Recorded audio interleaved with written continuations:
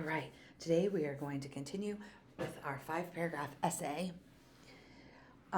So far, we have worked on our text structures, and you've chose 3 text structures to work with your topic. You have either chosen description, sequence, compare and contrast, cause and effect, and cause and effect, compare and contrast. Which one am I forgetting? Cause and effect. Did I say that one? Regardless, you've picked your 3 text structures you're working on. Okay. Now I'm going to show you how this is all going to fit together. You've already done a good portion of the work, the hard work. So we are going to have a 5 paragraph essay. And a 5 paragraph essay is an essay that has, you guessed it, 5 paragraphs. The first paragraph is an introduction paragraph. The next 3 paragraphs are what we call body paragraphs. That's what your text structure paragraphs are going to be, right? One for each of those text structures you've already mapped out. And then we'll have a conclusion paragraph that wraps it all up. And a 5 paragraph essay is kind of like a sandwich. The top bun is like an introduction paragraph, and then inside the sandwich you have your body paragraphs. So you've got your lettuce, your cheese, your meat, and then the bottom is like the bottom bun is like your conclusion paragraph. Each piece of our sandwich is important. If we don't have a top bun, then you won't really have a sandwich, will you? Who wants to eat just a piece of lettuce? So if you're looking forward to a sandwich, you want to have a good sandwich, right? To keep you nice and full. So it's important to have all of the pieces for our essay. So today we're going to talk about introduction. Okay, an introduction is the first paragraph of your essay. So let's look at the beginning of this essay. The title of this essay is Dogs Are Better. The introduction paragraph is you'll find right here.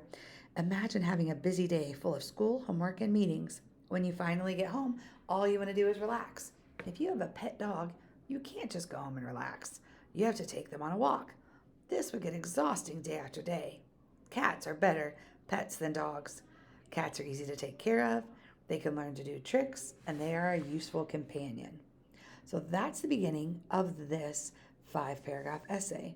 Now, I know by looking at this that this essay is going to tell me that cats are better than dogs, right? That's what they're trying to say.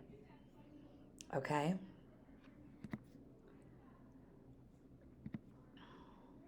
The introduction of your essay is very, very important. It's the first thing that the reader will read. Your introduction should get the reader interested in your essay. It should also introduce what your whole essay is about. It might sound like a lot to do, but if you just remember the 3 things that an introduction needs, then it's not too bad. All right, so an introduction should have the following: a hook, a thesis statement, and 3 reasons or topics. Okay? So now we're going to discuss each one. Let's start with the hook. Writing a hook is the first 1 or 2 sentences of your essay. The purpose of a hook is to grab the reader's attention. Just like a hook, when you're grabbing a fish, you're trying to grab the reader's attention. You want the reader to keep reading and not put it down because they think it's not interesting or boring. Think about a fishing hook. A fishing hook is meant to grab the fish so you can reel it in.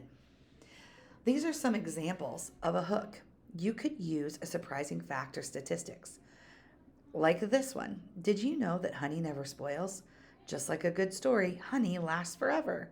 Today, let's explore the fascinating world of bees and discover the sweet secrets they hold.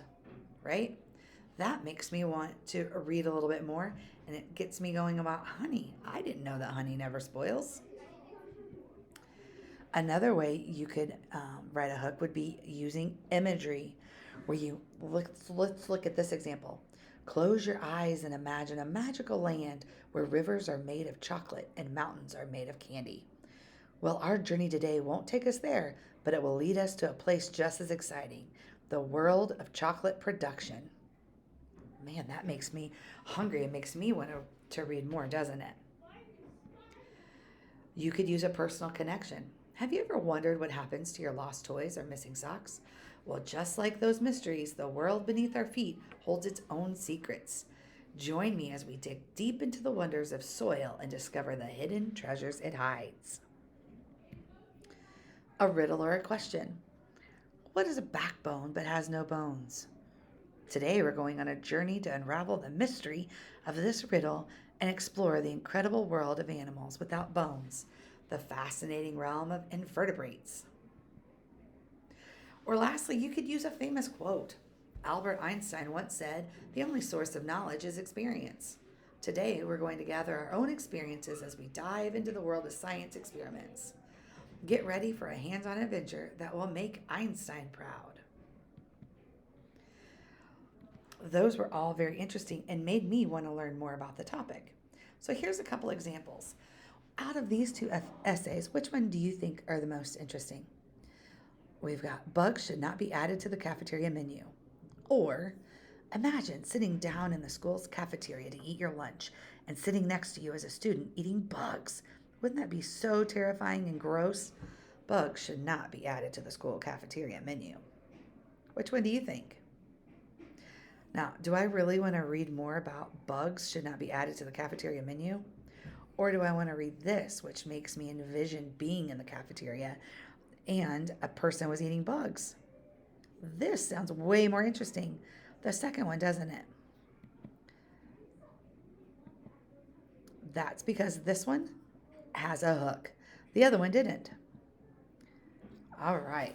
So, what you're going to do right now is you are going to write your own hook.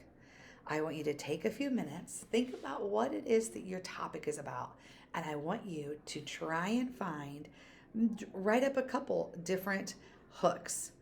Okay? I'm going to, you can write it and add it to this assignment and submit it just like you did um,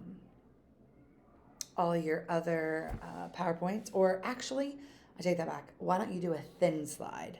Write a thin slide and upload it to this assignment. And I want you to try a different couple. Try maybe finding a statistic or creating and have the reader close their eyes and imagine something, or a joke, or make a connection, or a famous quote. Try all different kinds. And once you get a couple, create a thin slide and upload that to this assignment. All right, you can do great things. Off you go to write your hook.